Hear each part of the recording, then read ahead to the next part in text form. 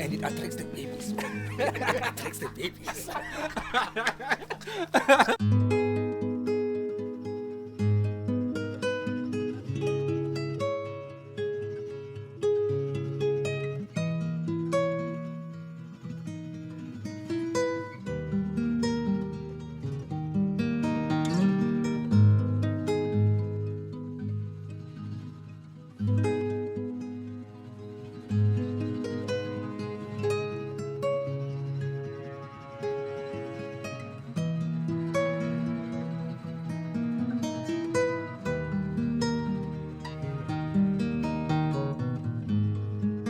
Welcome back to BMTV, back again with another one. And yeah, this one, it's a bit of a weird video in a way, but if you guys have been following the channel, you will remember I posted this video right here where a manager bought the Audi A7, and you would have watched this video also where we went on the road trip with the gents, and it was the i30N and the A7. So after that road trip, if you guys would have seen, the A7 disappeared from all social media platforms. Manager was now getting fetched from everywhere. He was driving Renaults like in this video. So yeah, everything went south. But a lot of you guys have always been questioning me, what happened to the A7? Where's the A7? Where's manager's A7? So I finally got to sit with manager and allowed him to tell the story of the A7, not me to be here going around telling people manager's business. But in the video, I first just did a couple of questions with him about his love for Audi and how he got the new Audi and his previous Audi and all that, so you guys will get to understand what happened to the Audi. In the story time, in the questions or something, it wasn't properly planned, so some of the things didn't go very well. But manager forgot to mention that the Audi doesn't have an engine anymore, because when he took it to that place, they removed the engine. He asked them to not put it back because it looked as if like he has to get a brand new engine instead of reusing that one, because that one is chalked. Hence, the car doesn't have an engine, as you can see from the videos. So we didn't mention that in the interview or when we were talking with manager. So I've been talking too much. But anyways, let's get on to the video. I hope you guys enjoy it. Don't forget to drop a like. Don't forget to subscribe, and you know the vibes. Basho Richard Morib, Azish. Guys, inhliziyo yami ibuhlungu manje with what I'm seeing there, and yes, this guy doesn't deserve to leave. Yes. Maybe I should say welcome to the graveyard pit, because this is the graveyard pit. This is where cars come to die. There's actually about 3 cars in this yard. Three? Actually, yeah, 3. What's the third one now? It's the Passat, which was the first one, which was involved in an accident, still smashed, and then it was the Corsa Light. Oh, I don't know the Corsa Light. It's just a starter. If someone can buy a starter, perfect, because we've replaced 2 starters already, and it was second hand, but it's the starter. And then it's the beast of the beast, the Audi A7. Chief. Quattro. Chief, no ways. Yeah. First fall in love with Audi, and what was it that... When did you first fall in love with Audi? What was it about the brand that appealed to you? When I first fell in love, to be honest, I don't quite recall the dates or the year, but I do recall I was probably like 15. I do recall one of my uncles back home in Eastern Cape in Lady Frey, he had an A5 coupe, the S-Line. Oh, that thing was a 2-door coupe. Thing of beauty, red interior, and I think that's where my love actually grew. Not where it started, but that's where it grew. So, yeah. Can you tell us about the old Audi A4 you used to drive and how it made you feel? The German. I used to own an Audi A4. It was a B5.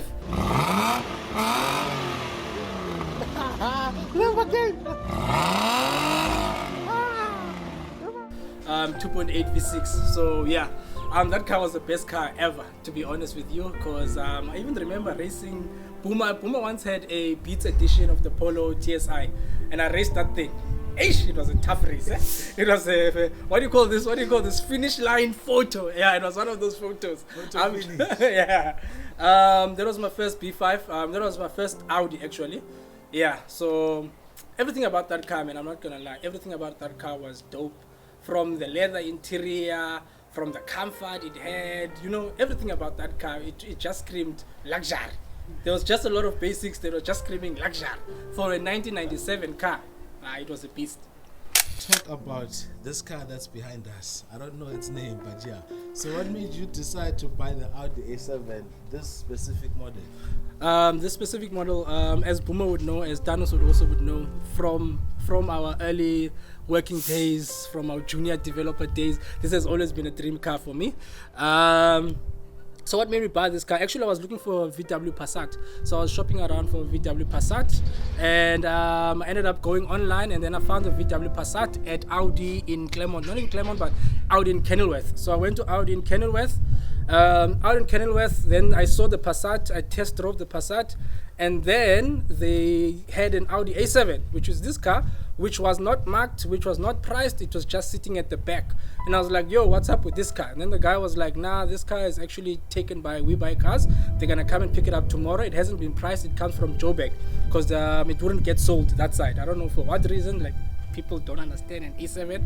So they said We Buy Cars is taking the car. So I inquired. I said, can I buy the car? They said, yeah, sure. So I did an Audi finance, and I think the following day they said I should come check out the car. When I came to check out the car, actually We Buy Cars was also there to transport the car to their offices.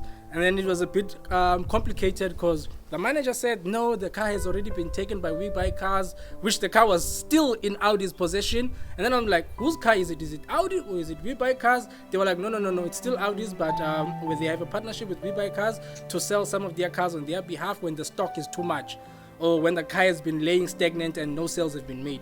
So I was like, oh, okay, cool. So I ended up going to We Buy Cars, and they also had not priced the car. They had not priced the car, so I had to negotiate them the final pricing of the car actually. So that's how I actually bought the car. We Buy Cars did finance. I also wanted to test drive the car. We Buy Cars said no, we don't offer test drives on cars that have over so many kilowatts. I can't remember the number, so I had to do a finance agreement.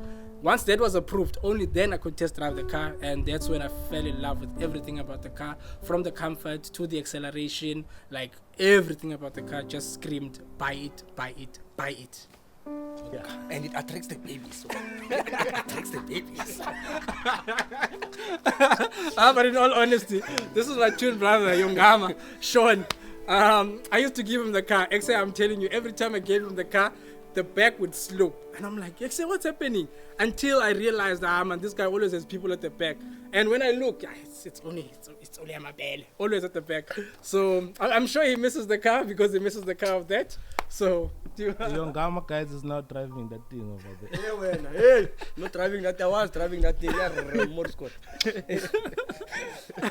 Choose bad luck. Another V6 down the train.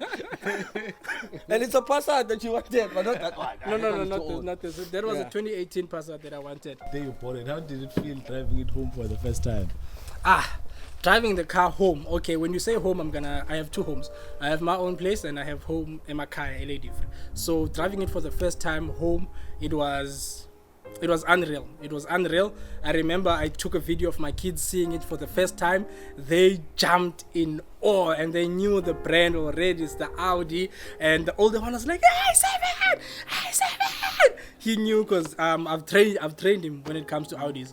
So driving it home for the first time, Emakaya to Lady Fre, that drive it's irreplaceable. To this day, I drove it home twice to Lady Fre. That drive is still to this day the best drive I've ever driven to Eastern Cape. Okay, so now I'll ask him about the challenges. So when did you first start experiencing issues with the car? When I first started experiencing issues, actually I've never had issues with the car. Okay, the first issue was probably I've had issues. I took the car to PG Glass to get the windscreen replaced. What happened on the windscreen? On my way to Eastern Cape I hit a chip. So I hit a rock and it caused a chip, so I had to replace the windscreen. And it took them 2 days to replace the windscreen. I don't know how or why. They had to keep my car for 2 days. When I went to go fetch the car, I realized that the automatic cruise control is no longer working.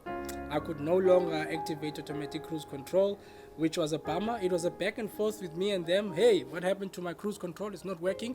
After you guys had it, and they took the car in again, gave it to me the same day and said, no, your cruise control is at the bottom of the car, which is, it's got two sensors, and it has nothing to do with the windscreen. The windscreen just has the rain sensor wipes or something. And And I was like, I don't know what you guys did, but you effed it up. But it was just a legal battle between me and them. I ended up saying, okay, cool, guys, it's fine. I'm going to drive the car. I just didn't want the back and forth with them. Okay. So the next story, the tire situation. How did it feel that you had to replace the tires after just buying the car? Okay, the tires had like 2mm threads, which is you're probably gonna drive that for like 2 months, not maybe 2, maybe 6 months, and then it's 1mm, which is below the required. So unfortunately for me, when I got the vehicle finance, they said, hey, you can add the tires on the vehicle finance. I think it was 36,000, but I'll send Boomer the exact quotes because I've got those tire quotes, so I can send it. But I think it was 36,000 to replace all 4 tires, which included wheel alignment and wheel balancing, which they did for free, in fact. So yeah, that was my first spend. I've also spent on tires because the back 2 tires were crushed by my twin brother. And one by my best friend, Kudani Ranko Dodo. Hey Chucks, if you're watching, you also smashed the tire with this guy. So I've also had to change the front 2 wheels in Eastern Cape in Lady Frey. One of them was I hit a pothole on my way to Lady Frey from Queenstown, and one of them I hit a pothole in Danone or Claire, what is this? Parklands. Yeah, Danone or Parklands. There was a big pothole there, and I also had to replace. So I've had to replace 8 tires in total. It was a rough night. What me now? Who it was? I have no idea. Don't blame me. Your car was with me. Yeah, when Chuck, it was a rough night, Buffett. I came back in the morning and I was like, and then what's with the tire? He literally woke up and said, what's wrong with the tire? I'm like, go look at the tire. I aimed him, and then he went back in. I'm like, except the tire is flat on the ground. I'm sure it was like that when I got it. It had a gash. It was like that when I took gash. Why didn't he say he sensor, my sensor? Why didn't he say tweak? I don't know, because they've always alerted me. I don't know why they didn't alert you. Shit as tires, most. You are under the influence. What's the Chinese brand? It's at that time you probably had that, what you call it? No, I've always kept the Chinese. same. You had Hua Hua. I've always had the same. You had Hua Hua. Yeah. You had always had the same brand. You had Hua Hua. I've always had the same brand. Don't you dare. Chinese. Hua Hua. Now it's got spiders. Hey, spider. Now manager's gonna tell us from the accident and the aftermath and everything that happened after that. Yeah, so from the accident happened. The car was being driven by my best friend, Kudani, Chucks Ranko Dodo. He was so you guys know, this is not another leather jacket kind of like story. I'm sorry. Anyways, as I was saying, the car was being driven by my best friend, Kudani, Chucks Ranko Dodo. He was involved in a car accident. The car hit him, I think, on the left-hand side. Yeah, I think it was hit on the left-hand side, the left fender. So, and then he called me and said, hey man, I've been involved in an accident. We had actually exchanged cars. He wanted to feel the car. I gave it to him, and he gave me his Polo. So it was a great Polo because fuel efficiency. Yes, it's a week you spend 400 rand on petrol and that thing, no lies. But anyways, about the car. So he was involved in an accident with the car. He got hit on the left fender. He gave me a call and he said, hey man, I've been involved in an accident, come over. Okay, cool. So I came over. There was nothing much in terms of visibility. Yeah, you could see the smash on the left fender, and then the car started making like a rough idling sound, like a grrrr sound. I called my insurance. They were like, can the car drive? I was like, yeah, the car can drive. They was like, okay, cool. Drive it into your place. We'll take it in tomorrow. Okay, cool. Drove it to my place with that grinding sound. Tomorrow morning, I didn't call them. I proceeded to go to work. That grinding sound got worse and worse as I was about to enter my workplace, and then the car stalled and then it stopped at the robots. It had that push to start and it stopped, and it never went in. It never actually started again. When I tried to swing it to start, push that button, it would just go stop. It would just vibrate, and that's when I called insurance to come and take the car in. So yeah, they took the car in. Back and forth. They ended up fixing the body panels. They never fixed the engine. So that led to more back and forth with them. I was like, hey, yo, guys, what's happening now? You guys have not fixed the car. And you said you fixed the car. They said, no, we couldn't find the engine damage. We couldn't find the reason for it. And I was like, that's suspicious, because they took the car to two various places. One of those places was Audi, in I think it was Audi Century City. Audi Century City said we cannot find the reason for the engine stalling. It could be related to the accident, it could not. However, we will require to strip the engine. And they were quoted, I think, 36,000 Rand by Audi, of which then I think the insurance then ran away from that additional 36,000 to say, hey, no, we will not be fixing this car. This was not accident caused, whereas it's clearly accident caused. And Audi was gonna prove to them that it was accident caused, but then they said, no, it's fine. We will not be stripping the engine. So it's still back and forth with me and them. I don't know whether I should report them to the ombudsman. I've been advised to, so that's probably my next plan, to actually take them up to the ombudsman, because a perfectly running car cannot have issues after an accident and you coming to say, no, we cannot find the cause of the engine failure, whereas you've been given a quote, and whereas you've been given the assumption that, hey, we need to strip the car in order to find the cause of the engine. And whereas if you're gonna say, no, we don't want that, then you are not taking responsibility, you know. I feel like you are running away from responsibilities there. So yeah, I think that's my next step. So can you tell us about how much you were quoted to fix the car when you took it in for at service center? I took it to service center, and then the guy there told me, hey man, he suspects that I can't remember, I don't know these car things. He said from the accident it slipped and then it caused the engine to knock or something of that nature. He said it was accident related, so because it was coming from the left hand side. I can't remember those terms that he used, but I'm gonna give Boomer that quote. If I'm not mistaken, it was 280,000 Rand, of which I've managed to save about close to 75,000, so I'm still short of 210k. But yeah, that's the goal, to fix the car. But yeah, that is the quote that I was given at the service center. Okay, so now how does it feel taking a taxi now every day? Chief, that's the worst thing. That's the worst thing. I'm not gonna lie to you. No, it's not a worst thing. I'm used to taking a taxi. Like, I used to be a student. Like, I've taken a taxi a large part of my life. But once you are used to driving your own car, you know, that V6 engine, that diesel, that acceleration from your own car, where you don't have to stand in a queue in a taxi. I think that is the biggest thing that you have to accept as a person, that hey, you no longer have a car, man, you know. Okay, so a proper question would be, how has this situation affected your finances and day-to-day life? I think it has affected me big time, man, because I still have to pay the car. That hasn't stopped. Now I have to pay for my kids' transportation to school. I have to take them to school. I have to go to work. That's all taxi. In the morning, it's actually Uber. And then I have to go take another Uber at 1 o'clock to go fetch my kid from creche. And then I have to go back to work. So it's a whole bunch of back and forth. So in terms of finances, it's hammered me big time. Even if I just want to go to Buma on a weekend, I just want to go to the beach, I want to take the kids out to McDonald's, that's an Uber trip. Like, it's unnecessary expenses after expenses. So for those of you who can afford cars and don't have a car, I'm not gonna lie, get a car. It simplifies life. Okay, so looking back, do you regret buying the Audi A7? Why or why not?